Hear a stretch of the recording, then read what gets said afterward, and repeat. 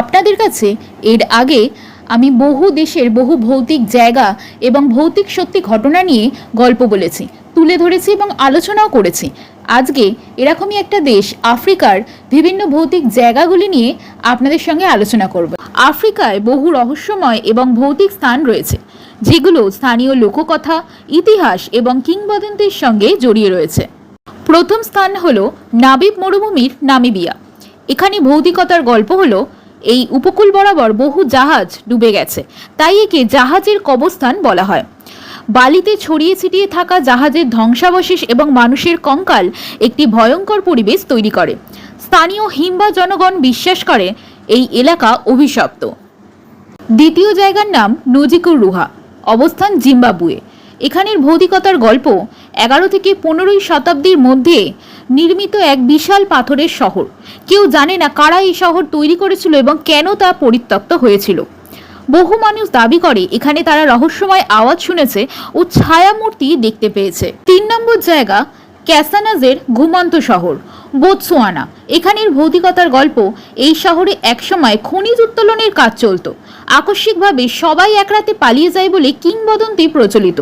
স্থানীয়দের মতে এখানে রাতে অদ্ভুত কান্নার শব্দ এবং অদৃশ্য পদচারণের শব্দ শোনা যায়। চতুর্থ জায়গার নাম নজেবি বন, জিম্বাবুয়ে।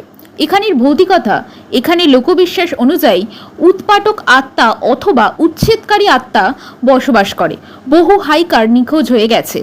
টেকোলাসি নামক এক ক্ষতিকর আত্মার অস্তিত্ব নিয়েও এখানে এক গল্প প্রচলিত রয়েছে। পঞ্চম জায়গা লেক নাইসা, ক্যামেরুন। এখানের ভৌতিকতার গল্প, 1986 সালে এক রাতে হঠাৎ লেক থেকে বিষাক্ত কার্বন ডাই অক্সাইড গ্যাস নির্গত হয়ে 1700 মানুষের মৃত্যু হয়। বলা হয় এটি ছিল আত্মার অভিশাপ। আজও মানুষ রাতে সেখানে যেতে ভয় পায়।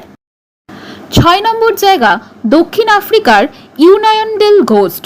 এখানের ভৌতিকতার গল্প, 1970 সালে দুর্ঘটনায় মারা যাওয়া এক মেয়ের আত্মা নাকি ওই রাস্তার যাত্রীদের গাড়িতে উঠে পড়ে। বহু চালক দাবি করেছেন হঠাৎ কেউ গাড়িতে উঠেছে, আবার হঠাৎ উধাও হয়ে গেছে। এরকম ঘটনা নাকি অনেকের সাথেই ঘটেছে। 7ম জায়গা কঙ্গোর। এখানের ভৌতিকতার গল্প, এই বনকে আফ্রিকার শেষ ভুতুড়ে অরণ্য বলা হয়। অনেক অভিযাত্রী এখানে ঢুকে আর ফিরে আসেনি। স্থানীয়রা বলেন এখানে অশরীরী আত্মা ও সুরক্ষাকারী বনদেবী বসবাস করেন। 8ম জায়গার নাম মালির জেন্নে শহর। এখানের ভৌতিকতা, মধ্যযুগীয় ইসলামিক শহর হলেও রাতে এটি নাকি জেগে ওঠে। বহু মানুষের দাবি তারা পুরনো আত্মাদের এখানে হেঁটে বেড়াতে দেখেছেন। এক কথায় বলতে গেলে আফ্রিকার ভূগোল, প্রাকৃতিক বৈচিত্র্য এবং বহু প্রাচীন সভ্যতার ইতিহাস একত্রে মিলিত হয়ে এসব জায়গাকে শুধু ভৌতিক নয়, রহস্যময় করে তুলেছে। স্থানীয় লোককথা, বিশ্বাস ও অভিজ্ঞতা থেকে জন্ম নিয়েছে এই ভয়ানক গল্পগুলি, যা আজও কল্পনা ও বাস্তবের সীমানা মুছে দেয়।